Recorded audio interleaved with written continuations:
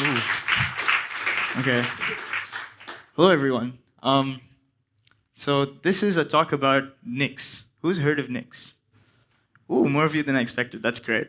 So one day everyone will have heard of Nix, and I won't have to give this talk anymore. But until then, I'm going to talk about functional DevOps in a dysfunctional world.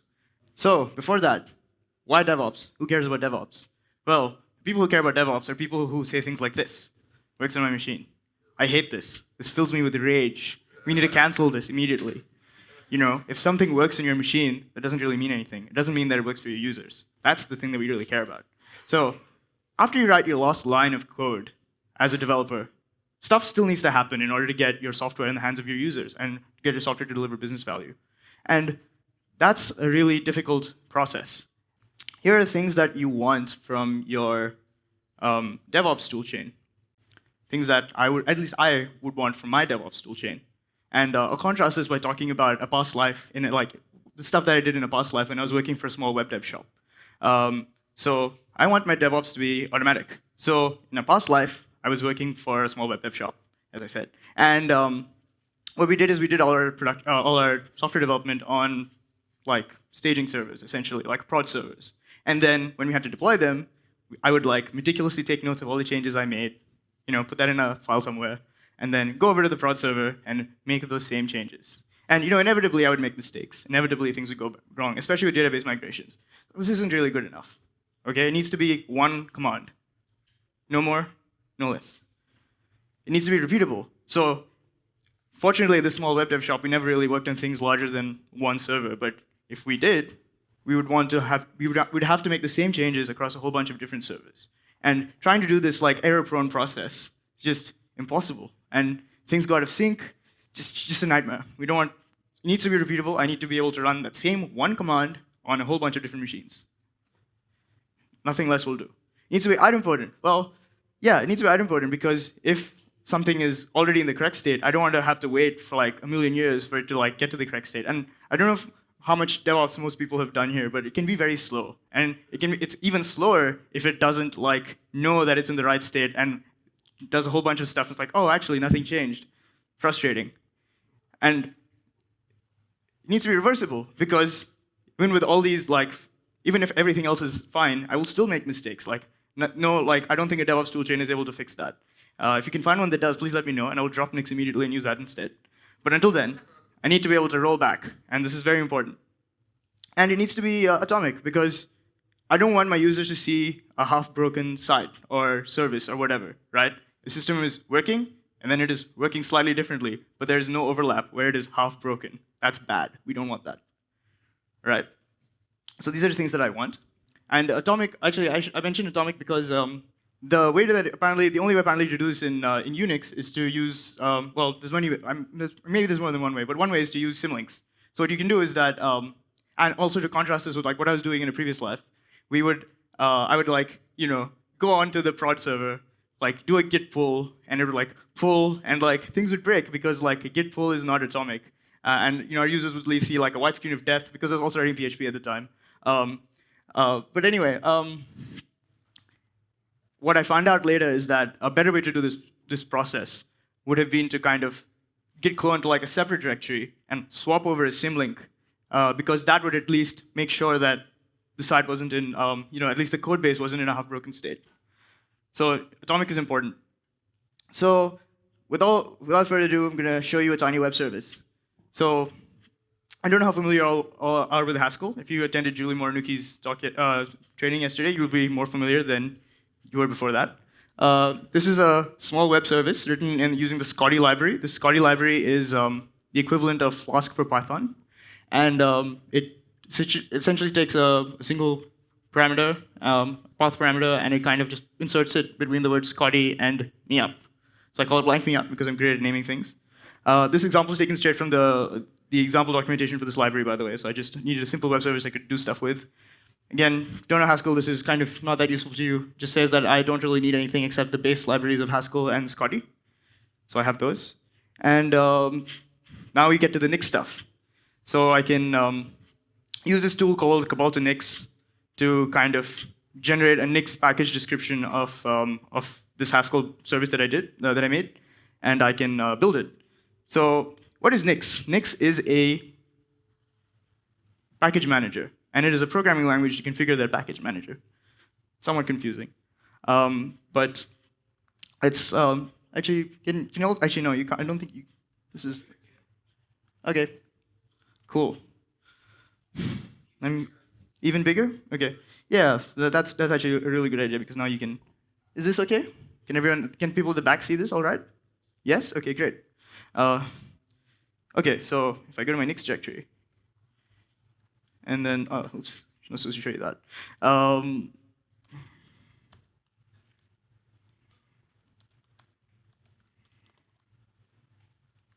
So I run this. Great. It's not really important what the file looks like, so I won't show it to you. But if you're interested, like, you know, we might have time for questions, and you can ask me then. So I can do this.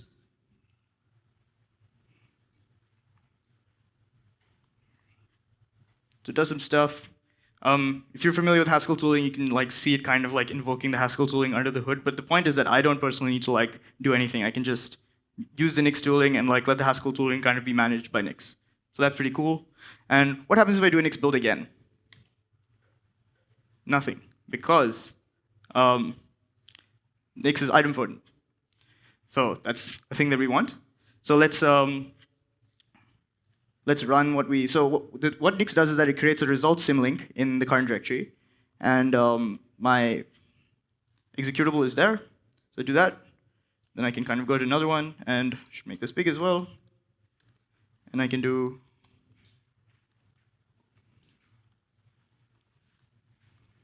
What's everyone's favorite verb? Jump. Hey, it works. So that's great. So this is cool, but what happens if I make a mistake in my main.hs and I try to build it again? So what if I put the word broken in here? And then I try to build it again. So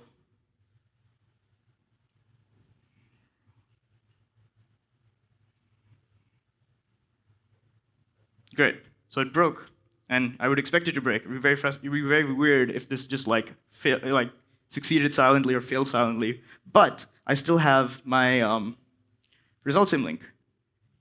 So again, Nix only like at the end swaps out the symlink to create my result. So I mentioned this. This is very like boring and tedious details, but these are like the boring and tedious details that enable me to like write reliable systems. So I think it's important to like mention that. So anyway, the Nix stuff is pretty good, pretty good. So I've created an app, and I want to configure it as a service so I can like deploy it to some other machine. So this is the first bit of the Nix language that I'll show you. Essentially, I'm writing a function. The function takes like a bunch of arguments, and in this case, the arguments are what's called an attribute set, which is like a very specific, like it's Nix lingo for a dictionary or a hash map or whatever you're familiar with from your languages. There's like let bindings, and the output is another attribute set. And the attribute set has two keys that I care about, attributes, options and config. So options are the options that I can configure for this application, and the configuration is like the configuration that is created based on the options that are set. So the first thing I want to do is I want to do the equivalent of the Nix build that I did. So I should do that. Sorry. So this is the equivalent. I use the call package function. Also, this is kind of like a dependency injection. So this is like all the configuration for all the other services. This is the Nix library of helper functions, and this is like every single package in Nix packages. And Nix is a lazy language, so it doesn't do more work than it needs to do. That's kind of important because it kind of relies on that to do a lot of all the fancy stuff that it does. Yeah. So it's not evaluating every single package in Nix packages every time you're trying to build a silly Haskell web service.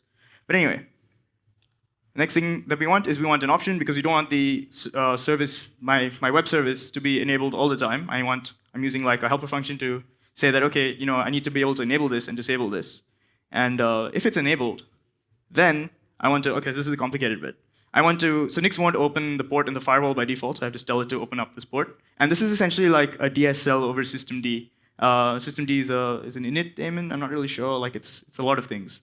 But for our purposes, it helps me manage my service. And Nix won't like manage my service for me, but it'll happily generate the systemd configuration to do that. So is this functional? I think so. I think it's at least declarative in the sense where I'm not actually like going ahead and mucking around. I have a declarative specification of what I want to do, I execute it. The only thing that gets changed in my current directory is the result sibling gets created, and I can delete that, and everything kind of goes back to the way it was before. I think that's pretty cool. Yeah. All right, so let's deploy this service. Let's ship it. So the first thing I need to do is I need to create a file called web server. Oop.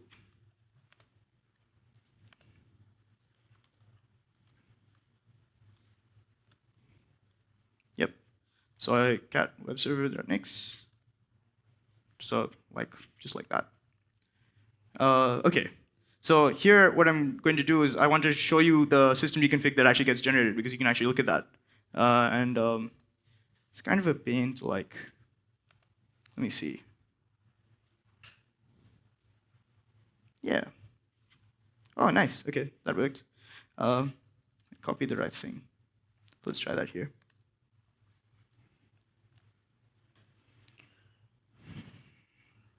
Let me try that again.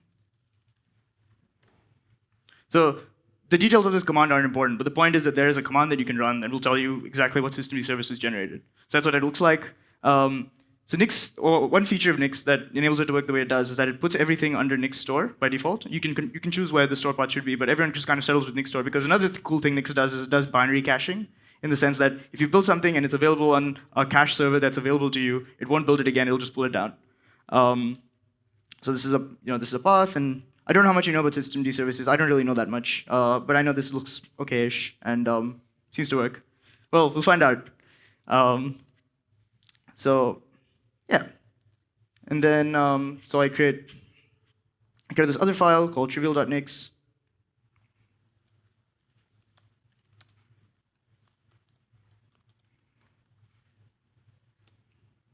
Okay. Then okay, and this is like, I guess, a complicated one. So I chose to deploy to VirtualBox for the purposes of this presentation, because trying to wrangle AWS for something that may or may not be flaky is not the best idea. So I'm choosing VirtualBox. I said it needs to be headless because I don't want to see a GUI pop up when I'm deploying to it. It only needs a gig of RAM, 2 virtual CPUs, and just running Linux. Yeah. So to deploy this, I use a tool called NixOps. NixOps is part of the Nix suite of tools. So I can NixOps.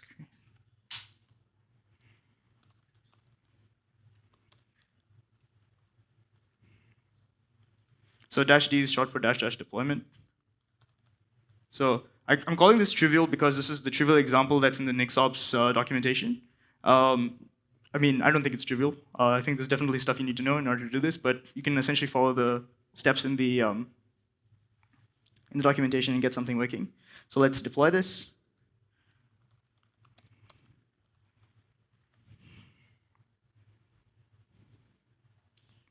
It's going to take a minute or two.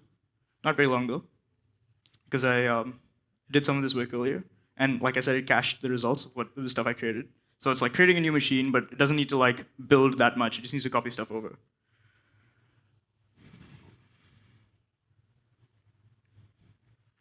Like I said, DevOps is slow, and it's slower if you have to do this every single time instead of knowing that things are in the desired state.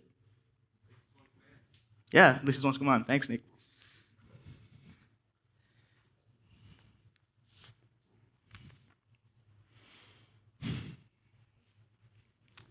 Maybe you can come back to this in a little bit. Oh, waiting for IP address. Oh. It's pretty synchronous. I don't mind, though. There isn't really much you can do without getting the IP address. You need something. You need to know what you're SSHing to in order to copy stuff over. Oh, so maybe I should mention that. So I guess that for me, personally, working with this stuff and trying to understand what's actually happening, the heart of Nix is this one command called Nix copy closure. So what it does is that it'll copy the transitive closure of some package to whatever machine you want. So it's useful for copying stuff between binary caches or pulling stuff from a binary cache. But it's also really useful for deployment, and that's how it does deployment. It literally will copy a package that says, okay, here are the things that I want on the server, and the transitive closure of those, which means their dependencies and their dependencies and their dependencies all the way down to everything. Oh no, what did I do? Oh, maybe I broke my, I didn't unbreak my What's it called? App. Still broken. Good. See, it stopped me from deploying something that was broken. I feel like that's a good thing. It's a feature. Yeah, I will. Don't worry. It'll happen. I guess that's building it.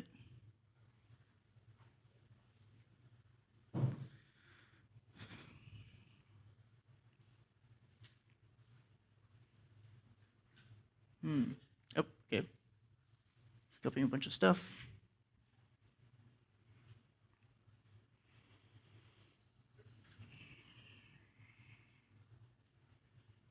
Okay, so the IP address is this IP address. So I can go to a new. Actually, no, I should stop doing that. I can go. What's everyone's other favorite verb? Sorry, code? Dockerize?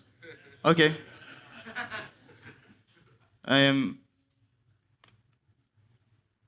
Great. It works. So that's pretty cool. Whoop. Is this functional? I think so, at least declarative. I declared what I wanted, I ran one command, I deployed it, stopped me from doing something that was broken. I think it's great. It's both functional and functional. So, you know, we've succeeded and we can all go home, except that requirements change. It's a fact of life. So, I don't know if you're looking very closely at that Haskell web service, but it has a problem with it. Let's go back to it. There's something here that is hard-coded that shouldn't be. Can anyone point out what it is?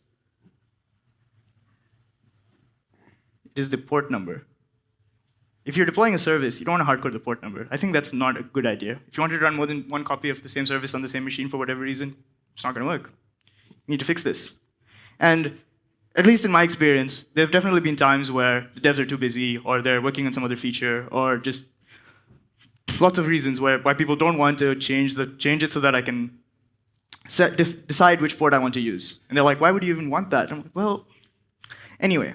So what we do instead is we patch the service, because we can do that.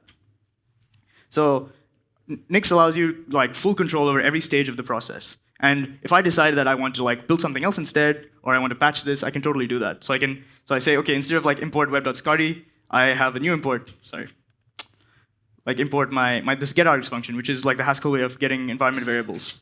And instead of hard coding the port, I like get the port. I supply the port in as a command line argument, and I can just patch it because I can do that. So let me show you. So this is my new service, patch.nix. Let me show you that it exists. Same thing. And then my service, instead of calling the original thing, I'm going to call patch.nix instead. Service patched. So I do that. Yep. Same thing as always, except I have another parameter, the port. And yeah, maybe this is nicer because. And then I have the. I pass the port in as an argument. So that works, presumably. We'll find out. So if I want to do that now, I want to deploy something else. Also easy. Oop. So I can go to my ops directory, and I can edit my web server so that instead of using the service, it's using the patch service.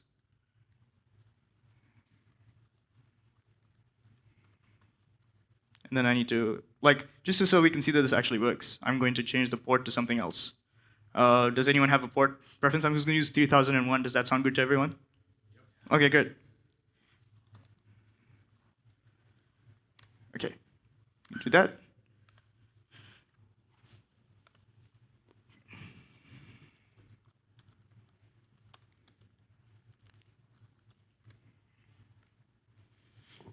Moment of truth.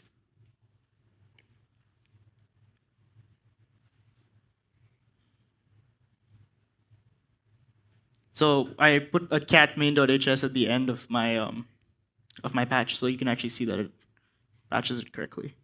Let's go back up there. You can see that it did everything that copied everything the way that I wanted. So that's pretty cool.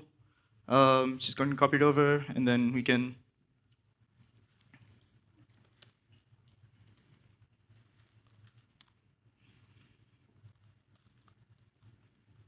Oh, no, sorry.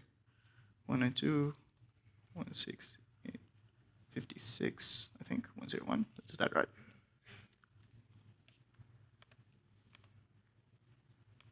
No, oops, where did it go? Yep, 3001 this time. What's everyone's other favorite verb? Redo. Is that right? Cool. Works. Fantastic. So, someone mentioned rollback earlier. Suppose I wanted to roll back, and I was like, oh, I made a mistake. I need to deploy the old service because my patch was like subtly wrong somehow. So I can totally do that. So 1 is the generation number. So I was prepping this presentation. Actually, no. Anyway, when I was prepping this presentation, it had like a bunch of numbers. I actually might as well just show you.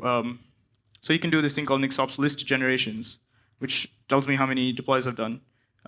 Dash D trivial. I think that's right. Right. So I've done two deploys in front of you. I can roll back to 1. Again, it did very little because it doesn't garbage collect the old deployment on the server. So it actually didn't have to copy anything. It just says, oh, I'm going to copy whatever I need to. Oh, it turns out I don't need to copy anything. That's great. So then we try calling it again. So this doesn't work. But what's everyone's other favorite verb? Come on, just give me something. Sorry? Harmonize? Hey, that's pretty cool. It's pretty cool. So, in summary, Nix is a package manager, programming language, build environment tool. I've shown it here working with Haskell, but it has support for a lot of ecosystems. It has pretty decent support for the Python ecosystem. Probably has support for the Erlang ecosystem. I think it actually, yeah, definitely does. Has support for like any other bunch of languages, and it actually really shines when you need a project that when you have a project that needs both, like, when the project is larger than one language. Because most build tools, they only care about the language that they're written for. If I in Haskell land, we have this package manager called Cabal, and if you wanted to install like Python dependencies, because you need Python dependencies to get your stuff working, or even system dependencies, Cabal is just like, I don't care.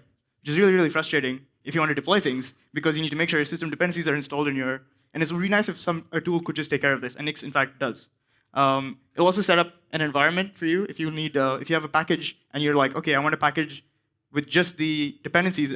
Don't actually build the thing. Just give me an environment in which all the dependencies are available so I can build the thing. It'll do that too. Pretty great.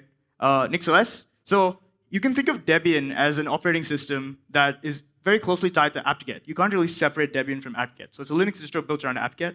In exactly the same way, NixOS is a Linux distro built around the Nix package manager. You can't really separate the two. It doesn't really make sense. You can use Nix to, as I've shown you, define your system configuration as well. And that's why one would use NixOS over using Nix with any other Linux distro. Nix works on most Linux distros, like all Linux distros that I'm aware of, and as well as macOS. But you don't get all the benefits of being able to define your system with it. And this laptop, for example, is running NixOS. All my Linux laptops are running NixOS. It's a great operating system. I like it a lot. NixOps, as I've shown you, is a tool. It replaces you could use it for the use cases that we use things like Ansible or Puppet or Chef for now. Yeah, it's pretty good. It's showing you works pretty well. It has pretty alright support for like AWS stuff. But if you want something more complex, I would definitely recommend learning more about how the Nix tooling works and rolling your own thing on top of something like Terraform. Because I think Terraform is fantastic at provisioning things, but it's not great at deploying to them. And Nix is great at deploying to things, but maybe not so amazing at provisioning them. So again, not so hard. In fact, you can use Nix as a DSL to generate JSON, for example. And that's what I did at my previous role, is we generated our Terraform configuration using Nix, and then we deployed to the servers that we provisioned using Terraform, using Nix, but not NixOps. I'm showing you this because it demos really well. So DevOps with Nix is pretty automatic, one command. It's pretty repeatable. Idempotent, yeah, as you can see, as you saw earlier, it didn't really do anything that it didn't need to do. It's reversible. I rolled back with no troubles. Atomic, as I've shown you, I think it seems pretty functional. Again, both functional and functional. So that's all I really have for you. Thanks, everyone. So we do have time for questions, but I would also just, before that, I'd like to mention that I work for I work for a company here in New York called Obsidian Systems. We're a software consultancy specializing in Haskell and Nix. In fact, I think I was hired on the back of my Nix experience because it's my first Haskell job. But if you'd like to talk to me about what it is like to work with Haskell, please come find me. Happy to talk. I really like working here. It's pretty great. And yeah, that's it. Questions? Yes. Mm. So you're like, why would I use this over Docker? Is the question that you have. Okay, but I mean, okay. Really? Okay, why would I use this over containers?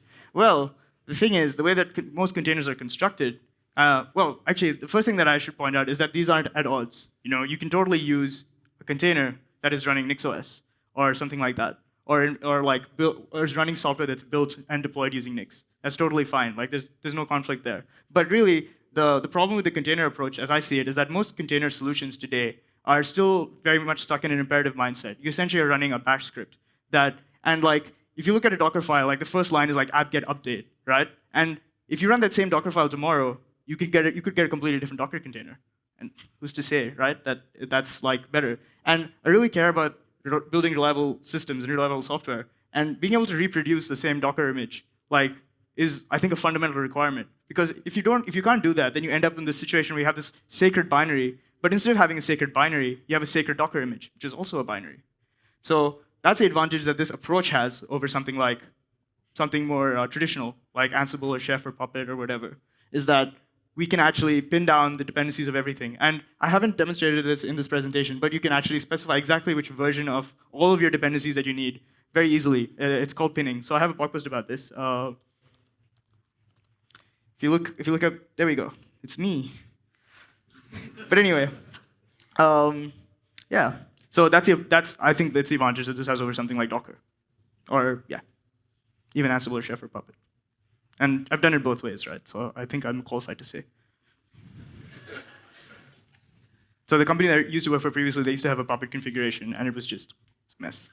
They were very unhappy with it. And then they moved to Nix, and it took a while because there weren't that many resources at the time. There still really aren't now. But that's why I'm giving this presentation. That's why I'm hoping to like spread awareness.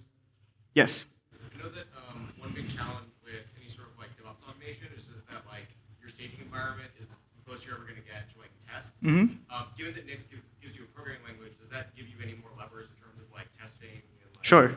So it seems like your question is, does Nix help you at all when you're trying to test your software, trying to ensure that environments remain in sync? I think so. So one nice thing about using Nix to package your software and work on your software is that your CI script is literally Nix build. So previously I used to have lots of problems with like my software like failing the test suite for some reason, but working just fine on my machine. And I'm just like, what? You know, it works in my machine, right? But that's not a problem anymore because I can literally run a Nix build, and like I said, you can pin down exactly what dependencies everything's using. So you can recreate the exact same environment that you have on your CI, for example. And like that's incredible, right? Being able to recreate your CI, like I think everyone's lives would just be so much better if you could just do that, and that's just the way everyone develops software. Another cool thing about Nix is, as you've seen so far, like, have you seen any YAML so far? Amazing, amazing. DevOps without YAML, who would have thought it, right? I think that's like our big selling point that we don't really like talk about enough, is that you will never have to write YAML again. Yeah, I mean, sure, like you can just generate everything you need. And like Nix, in fact, has built-ins that will take a Nix attribute set because it's very similar to JSON and output JSON, or like take JSON and read it in as a Nix expression. So yeah, in fact, if you like look at this blog post, and I know it sounds like I'm selling it, but really, we don't really have good tooling to like manipulate Nix expressions programmatically. So what I do instead is I use JQ and I use JSON because you can just read those expressions in as Nix expressions. So we have 2 more minutes. I can give you all time to breathe if no one has any more questions. I'm happy to talk later or now or whenever. It's been lovely presenting here. Thank you so much. Wait, one more? Sorry, where? Oh, sorry. Yep.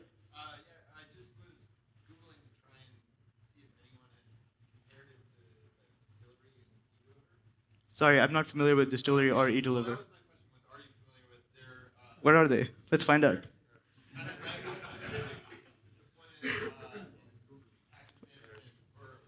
Oh, okay, distillery for Elixir. No, no, sorry, I'm not familiar with them.